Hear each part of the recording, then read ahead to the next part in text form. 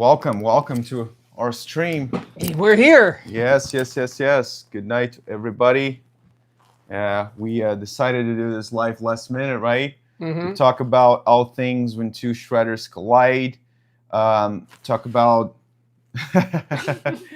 talk about our new collaboration that we did, our show that came out. I think it was more than a month ago now, and it's been very successful, right? It has been very successful. Yeah, 300,000 views, over 300,000 views now, actually.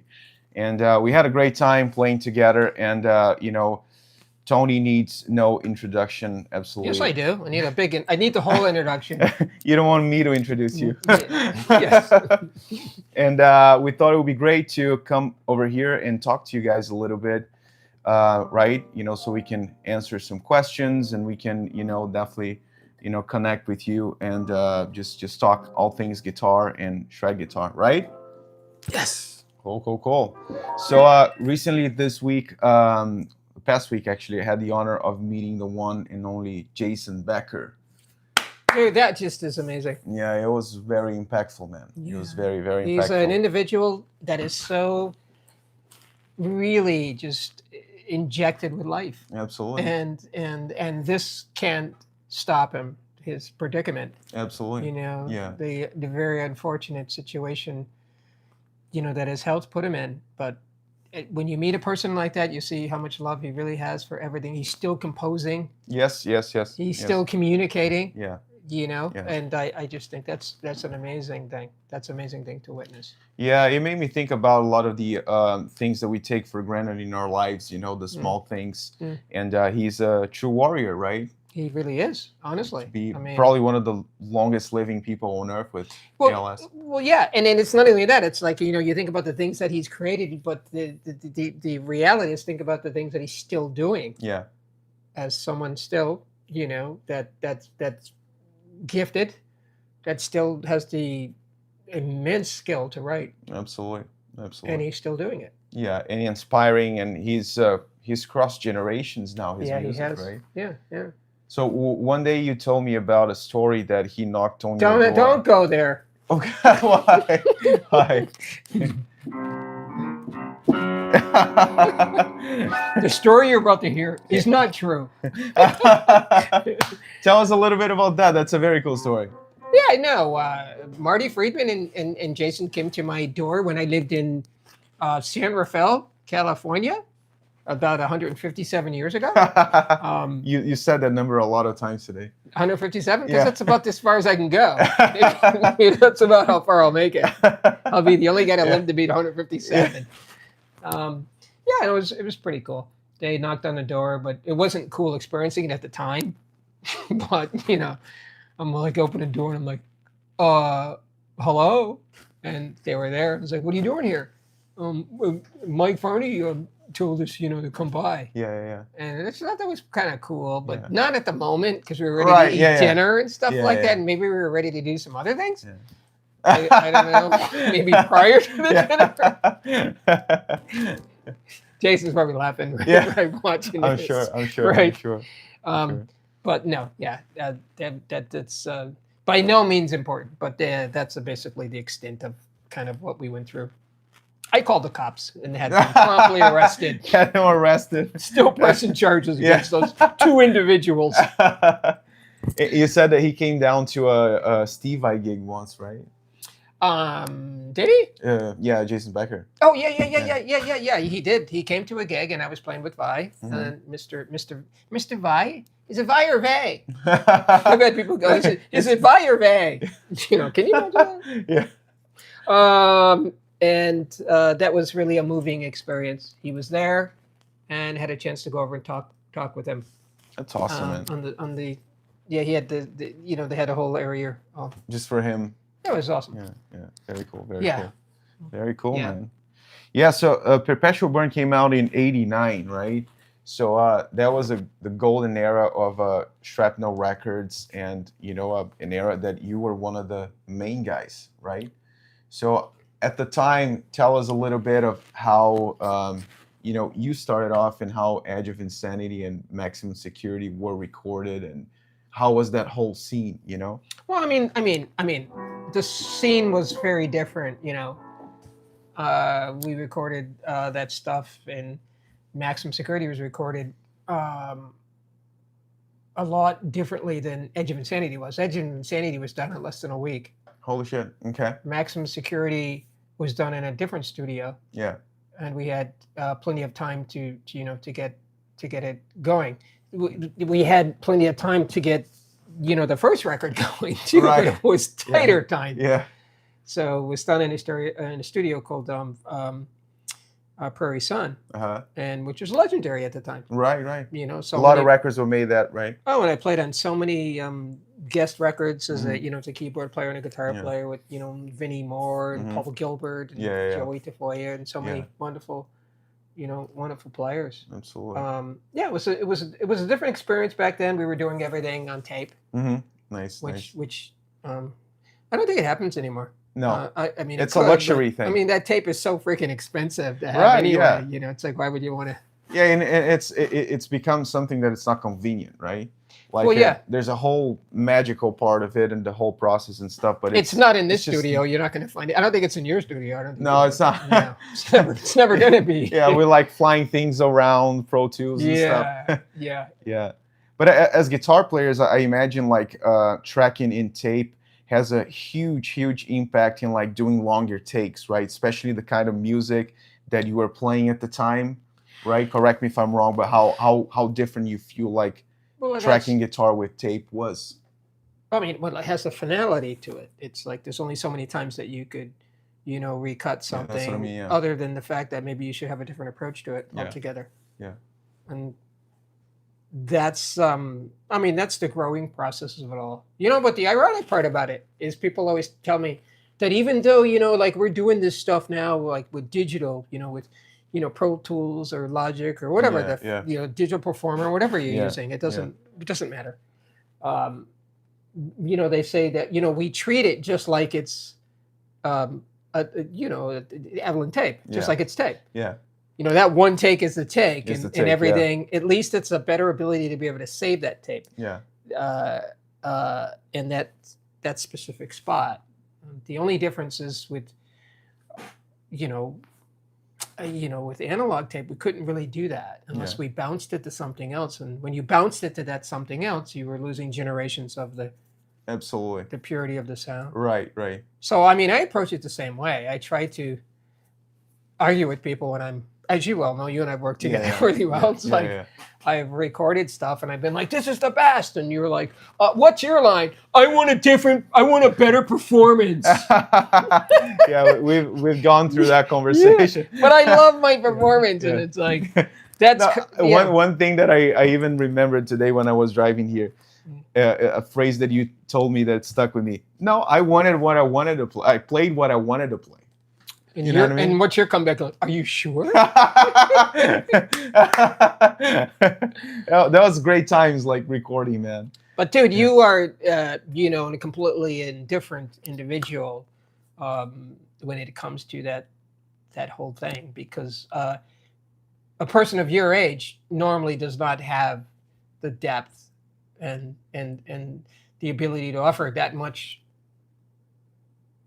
constructive, not only creative ability to the art form. And you just came in with that. That's what I fell in love with you about. I mean, it's like when I saw you, this guy's just like, he's scary. He's I like, appreciate you. There's a lot more than playing slow, playing fast, playing chords, or playing lead.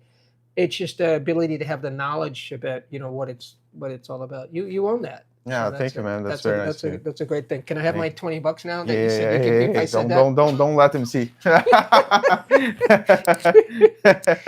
Let's see. We have 24 people here. Oh my God! What's up, everyone? Make sure you drop your questions in the comments over here, and we're gonna answer some of them, the best questions, and so we can interact a little bit. I even get a background music this time live by Mr. Tony MacAlpine. But you said you were going to sing. Oh, damn. Yeah, drop your comments below, and we're going to keep talking about some stuff. Here, Giovanni is saying, I'm a big fan of the great master Tony MacAlpine. I have all his CDs. A big hug to Tony MacAlpine. and Luís Kalil. Congratulations on the beautiful work from Giovanni Carvalho from Brazil. Grande abraço, meu velho. He's a guy from Brazil. Thank you, Giovanni. Thank you. How did you meet Tony? That's a good question. Here we go. Do you remember how you met me? Um, I was asking for money on the street, and then you.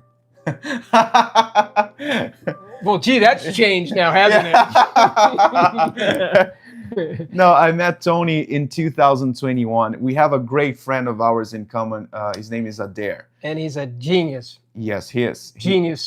Genius engineer and producer. and guitar player. Incredible. Dude, I saw this guy playing guitar. What the fuck are you doing? Because he worked for a while without knowing that he played guitar. Yeah, and he goes, I'm just playing. I'm like, what? Yeah. Yeah, he's like that. He will pick up the guitar in the studio, just play some crazy Malmsteen licks and stuff. So he was working with Tony mixing an album, the Equilibrium album, right? And Tony needed somebody to play guitar on a live stream that he was going to do because it was post-pandemic. It was right around that time that nobody was doing shows, nobody was going out. So live stream was the way to go for everybody. So Adair said, hey, man, you should call Luís and you guys should do some stuff. And then I learned some of his songs from Concrete Gardens, some of your first couple album songs, and then some stuff from the new album.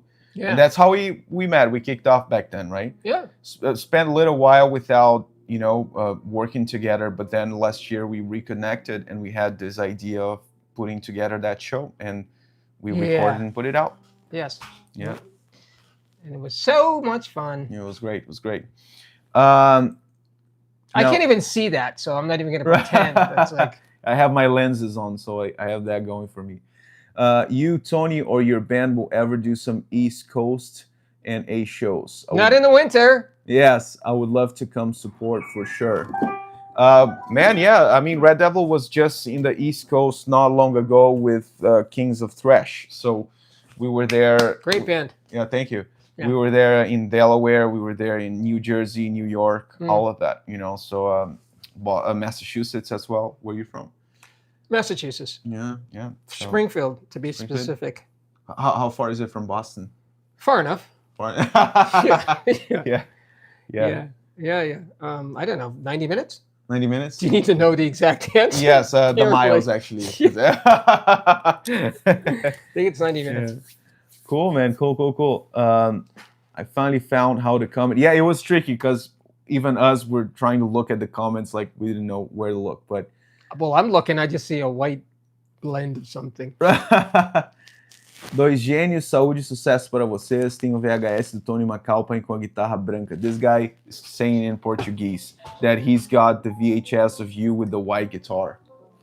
So white guitar? Yeah, that's what he wrote there. What? I have a few white guitars.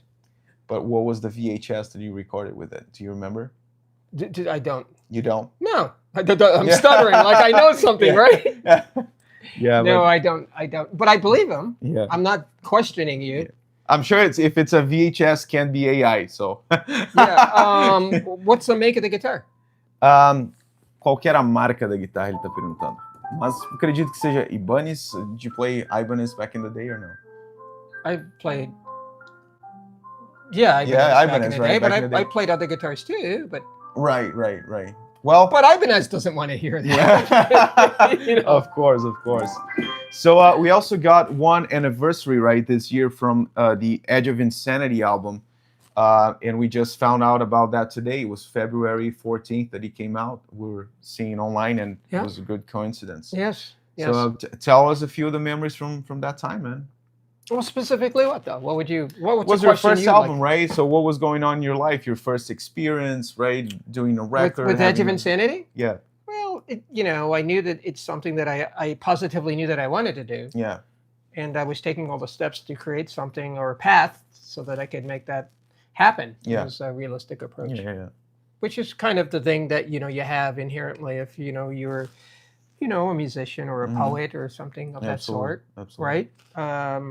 I did it. I enjoyed it. But I didn't really know what it was really doing to me. Yeah.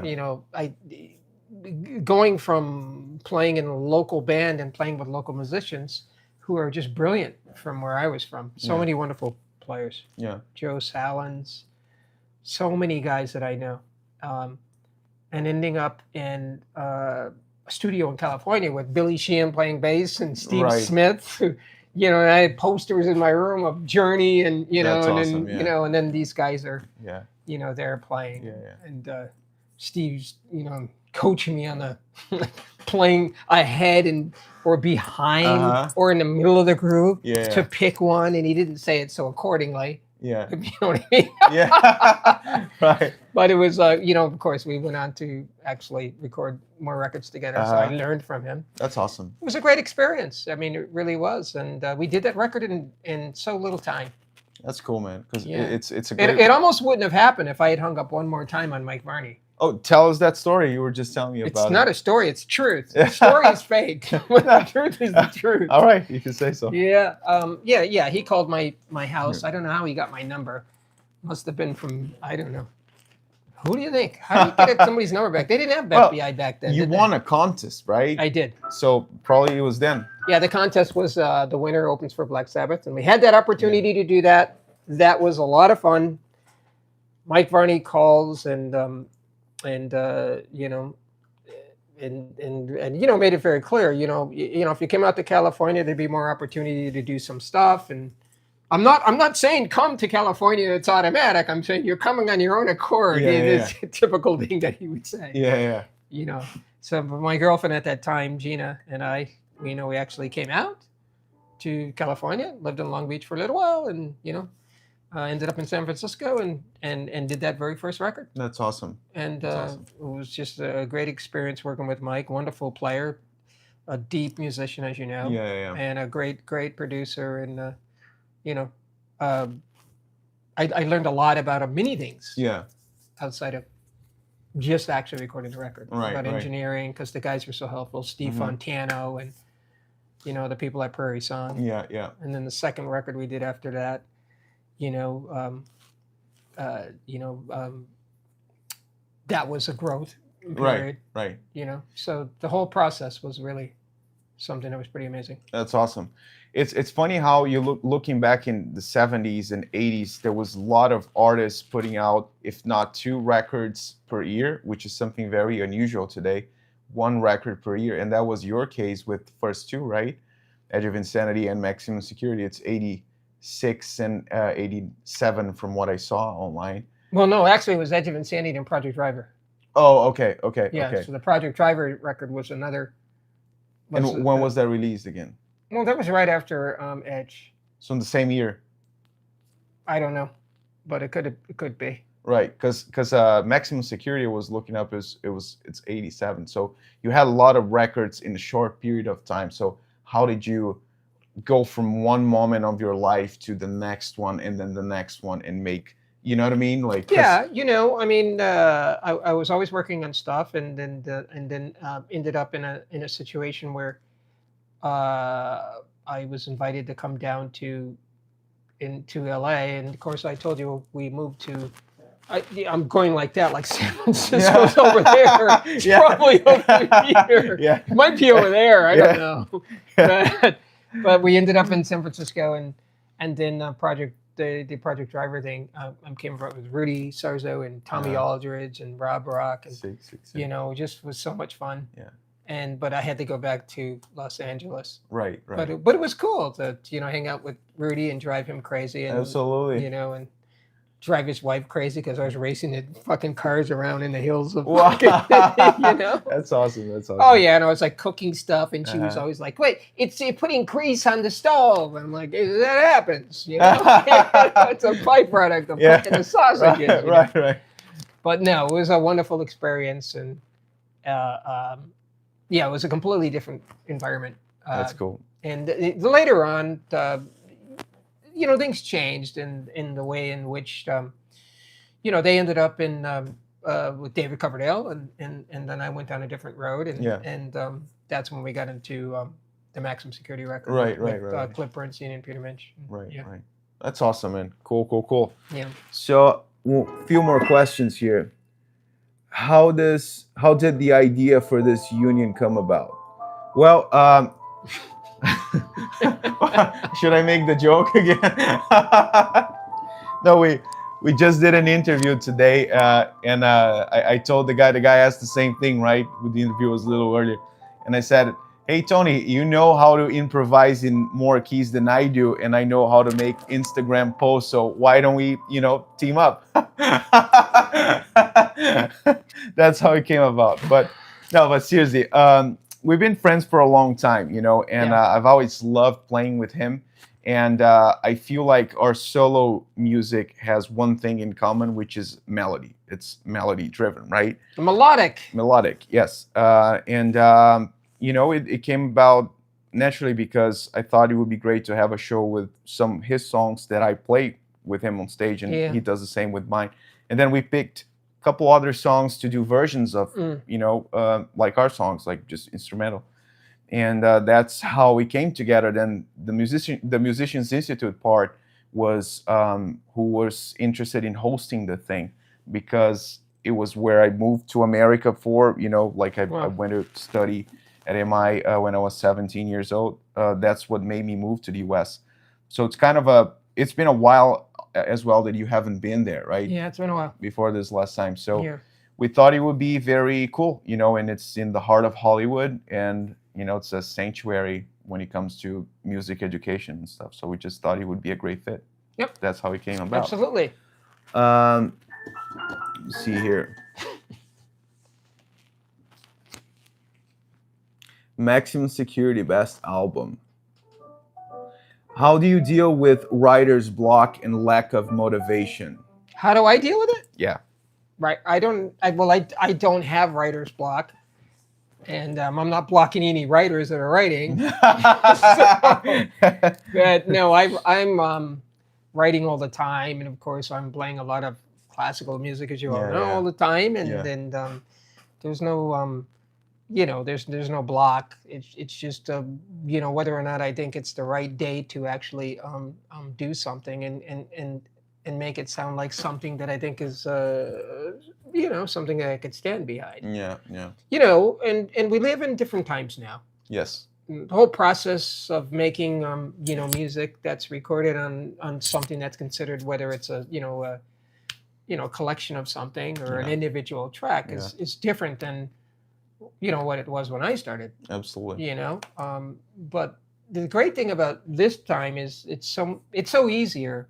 It's so much easier to really compile like a lot of things quickly, whereas you couldn't do that before, because you couldn't go like, I'm just going to go sit in the studio and write 197 songs. Yeah, and demo it out with drums and synths. Yeah. Now you can actually do that, and kind of fine tune it into something. It's part of like the process of one of the things I do when I work with my students. Yeah.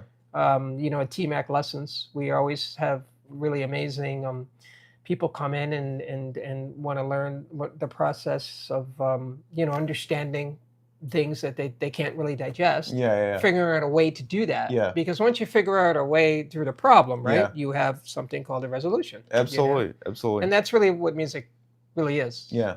Your job is to write something that you hopefully would want other people to hear. Yeah. And about the motivation part, I think a lot of people romanticize what it's like to come up with something, like write a song. It's not, sometimes it's magic, but most of the times is discipline and sticking to it, right? Yes. Sometimes you have an idea and like you put it down, you lay it down on Pro Tools or whatever you use, and it's a matter of like keep working at it. Like sometimes you come up with one thing and then 30 minutes later you find the one thing that you're going to stick with, right? Yeah. So it's more about discipline and the habit of it, other than like a spark of magic out of nowhere, because it happens too, but you got to be in that process, I think. You know what I mean? You have to be. Yeah. That's a good question and a good answer. Better answer. Tony, I loved your work with Vinnie Moore. That got me into you, bro. That's awesome. How many cool motorcycles do you have now, Tony? Well, the number's gone down quite a bit because I crashed a lot of them. But no, I just have a couple now. I have an Aprilia that I ride. Aprilia, RS 660 and a Hayabusa from the first year they came out in '99. Cool. So that's all I have left now. I got rid of the other bikes. Cool. Of course, I was I had some bikes in Europe when I lived there, and you can't bring them back and register them from another country. So Absolutely, that's not even possible. Couldn't fit them in your bags. Okay, we're gonna leave that alone. Yeah. All right. This is a deep question that often leads to a heartfelt and appreciative response. If both of you found out you would never see each other again, what's the one thing you would want to tell each other tonight? Well, that's a very deep question. Didn't think we're gonna be. I'm not gonna see him. Yeah.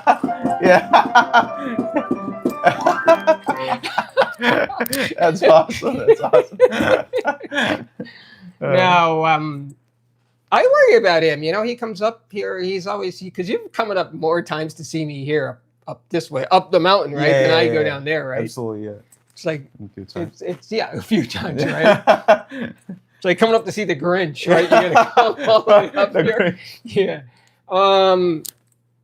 I don't know. The realism of life is something I would think it's deeper than that. I don't think there's anything that I mean, I love you as a person, and I love working with you, and I think you're the gift of that you are definitely in control of is immense. Thank you. And it's huge, and I respect that in you. That's the thing that I think brought us together, like the most. And, yeah. And of course, Adair. Yeah. To put it in history. Yeah.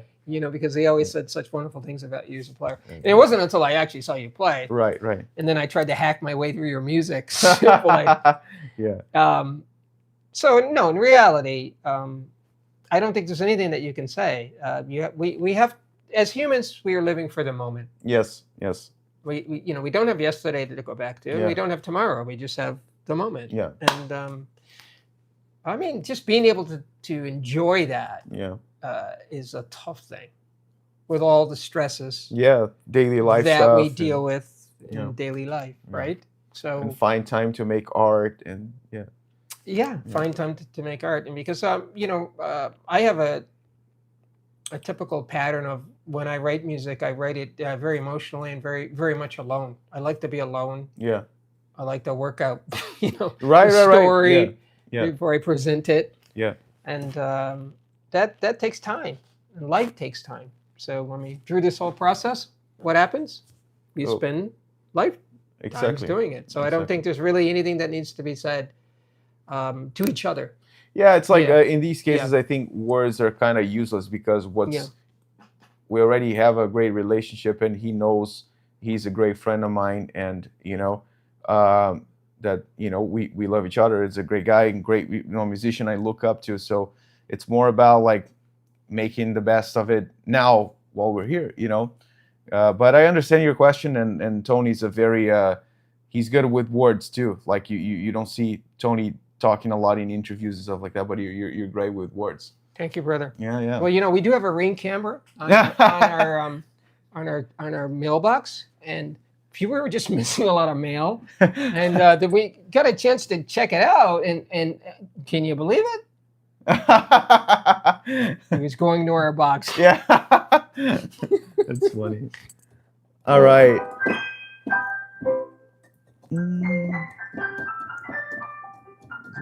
Let's see. For both of you, what was the last thing you listened to that caught your attention, and why? The last thing? Yeah. Oh, I mean, I don't know. I mean, I'm playing stuff all the time. Yeah. I don't know. I can't really answer. Yeah, me too. I'm trying to think. I mean, everything catches my attention. Do you have that? Sometimes you can't sleep well at night. Yeah. And you have that music that you should like listen to, and or just something, a sound, and it's like this thing plays for like. Yeah. And I'm like, okay, I could fall asleep, and I'm gonna need a new chord now. Yeah. Or those guys that talk all the way through, and now you're gonna breathe and take a breath, and that kind of stuff doesn't work for me. So I don't know. I don't think it's music that it's I'm not actually always looking to hear music. Sometimes I want to break. Right. Do you sometimes feel like you want to break from listening to like different stuff and Right. Yeah. I don't. I don't listen. I always say this. I'm not very eclectic. I don't. I mostly listen to rock music, and the one last thing that I liked in rock music that was like really touched me was the last Youngblood album. That's a what I would say. yeah, he jumped out of that one really good. So In and out. you guys are truly inspiring. Thank you, thank you, thank you. So one thing that we did, in the concert that I thought it was cool is that at the time that was July 31st that we played the When Two Shredders Collide show. Yeah, And that was a week after Ozzy died, and we played Crazy Train as a tribute to Ozzy, and it came out great. Yeah. We did the melodies. Yeah. But the interesting thing is that Randy Rhoads is a huge influence on you, right?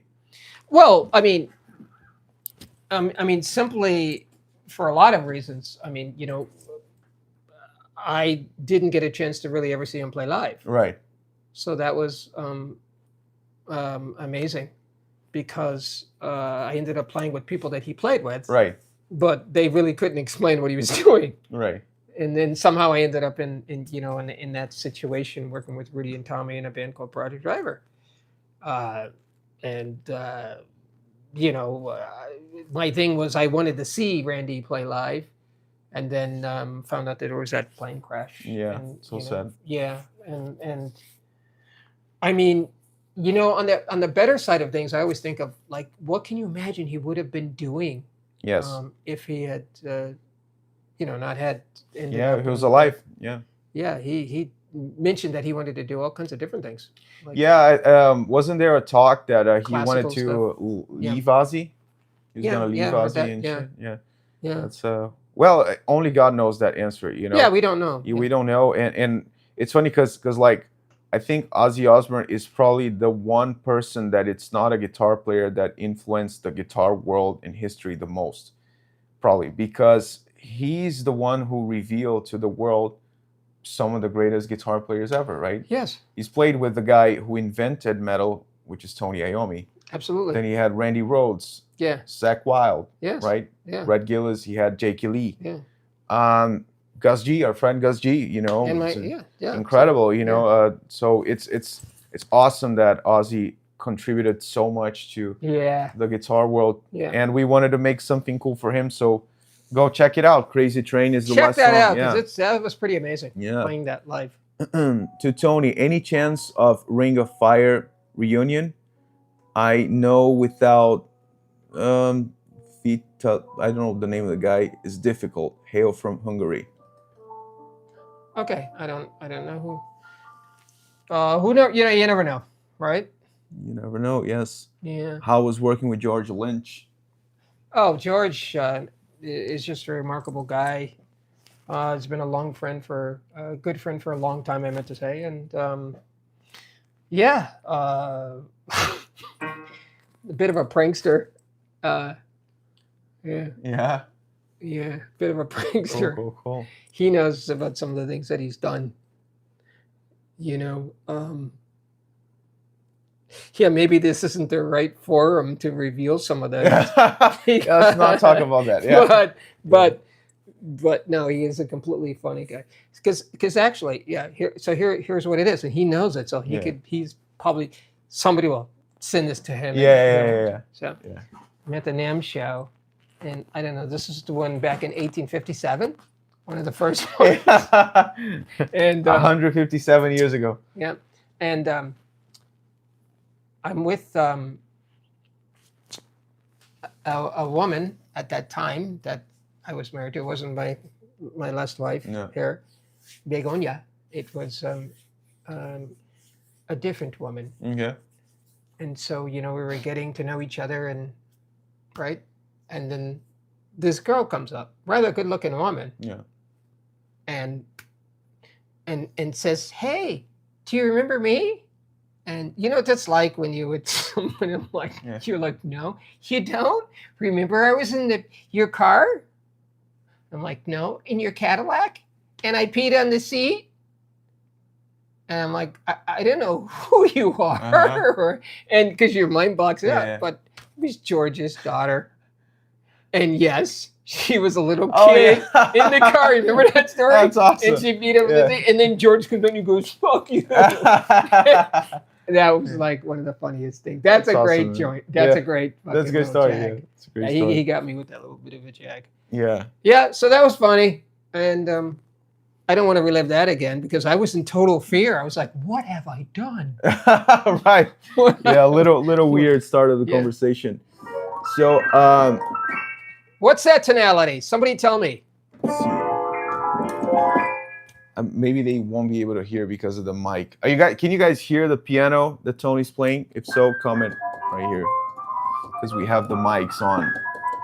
All right. So this happy scan is saying that hello, loved your recent video meeting Jason Becker. Amazing guitar demonstration. I'm sure he loved it too. Cheers. Oh yeah, I heard you just. Thank you. It was awesome. That was incredibly moving. Appreciate you guys. Thank you. It was a moment I'll never forget for sure. What are some of our plans coming up in the future? What are we going to do? We're going to play in Europe. We're going to do some stuff. I hear there's talk about that. Yeah. What do you think? You tell me. Yeah. Well, I mean, that's what we're hearing. You know, but that would be fun to do. Huh? Of course. Actually, go play. And what would you do if you were in Europe? Would you play like a whole record or some choice pieces from different times? And well, if we were to do what we did at MI again, I think we would probably still conserve the same structure of like a song of yours, a song of mine, a cover, but I would make it more dynamic because it's a longer set. So you mean you played louder? Yes, that as well. So your volume goes to 0. But no, I mean, it would be great to play other songs of yours. I love some songs like I've told you, man, the Tears of Sahara. Some stuff from Concrete Gardens. I love that album. Yeah, and the new record that I had after the death of my lovely wife Begonia. I love that record too. Equilibrium. Yeah. And there's so many things that we could actually do. Yeah, absolutely. Yeah. Because you haven't played those songs a whole lot, haven't you? No, I haven't. Yeah. Yeah, I haven't, and I would love to because it would be a great thing to do. Absolutely. So we got to work that out. We'll put a feeler out and ask people to listen to the record and see what they think that we should play live. Absolutely, we can make polls and all kinds of stuff on the internet about that. Yeah. To Tony, what do you think is the difference from a shredder from the 80s and a shredder of nowadays? I mean, I don't really know. I mean, I don't listen to things comparatively, so. I just listen to things that attract me, and sometimes the different things that attract me are completely different styles of things. Yeah. But I mean, I'm not running like an anthology of music in my head, so I don't really know. I think I got. You can answer that. Yeah, I think I got an answer for that because I'm constantly online seeing things, and I grew up listening to, everybody from Shrapnel like you, Jason and Marty and Cacophony and all those guys. I feel like you guys are more adapted to just picking up the guitar and doing it no matter what the circumstances are. Like, because you've tracked with tape, as we're speaking about first thing in this life. And we grew up used to playing sitting down in front of a computer, seeing the actual waveform of the notes and being able to fly things around. Like, imagine that you're tracking a record and you cannot see the waveform. It's very different. It changes a lot of things in your perception because you're trusting your ears, not your eyes, right, to tie it into a click or anything like that. So my judgment is that, the guys from the 80s, they play more from the heart and for the feel other than like nowadays. I feel that a lot of people, they just play for show. And does it look cool? Does it is it impressive in the first 3 seconds? Because, gotta be careful to not make your playing into an Instagram Reels of 1 minute because people just want to play the best stuff right off the bat. And that's normally not how a good solo is written. You build up for, the peak of it. And you know, I think we got to keep that in mind as well. So I think that would be the main difference. You know what I mean? And a lot of times when I did solos on records, you know, especially the Project Driver stuff and, you know, Ring of Fire stuff, there wasn't a solo there. Yeah. And it was created. Yeah. You know, and it wasn't part of the process of writing the song. Yeah. And they were like, yeah, but maybe, hey, what about a guitar solo here? So then we'd have to come up quickly. Right. Come up with a part. And so it's not always a plan. It's, you know, usually a solo is not the answer. And usually, you know, a drum solo is not the answer. And it's the unusuality of it all. Absolutely. That fits it. Absolutely. So sometimes it's like, hey, let's just go into an acoustic mode, and you know, we'll sing that thing, and you know, we'll make. I mean, we did that kind of stuff in Ring of Fire. It was very cool. That's awesome. Yeah. Yeah, that's what the guy was asking in the comments too about that project. Yep. Luis, how many years of guitar playing? I've been playing guitar now for 17 years. I'm 26. I started when I was 9. So if my math is correct, that is 17 years. Luis, I loved your about being a bigger kid and getting picked on. I too had the same problem and dived into guitar, but now I'm not able to play good now, so I live through watching you play. I'm not able to play. Oh man, I don't know if you meant that you had a like health condition or anything, but I hope all is well with you and keep playing.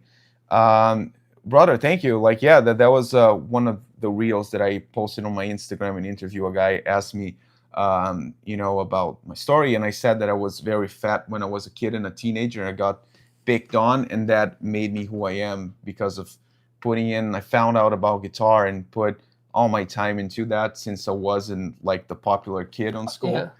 I mean, I've never said you were very fat. You were of a different dimension. But I've never said you were very fat.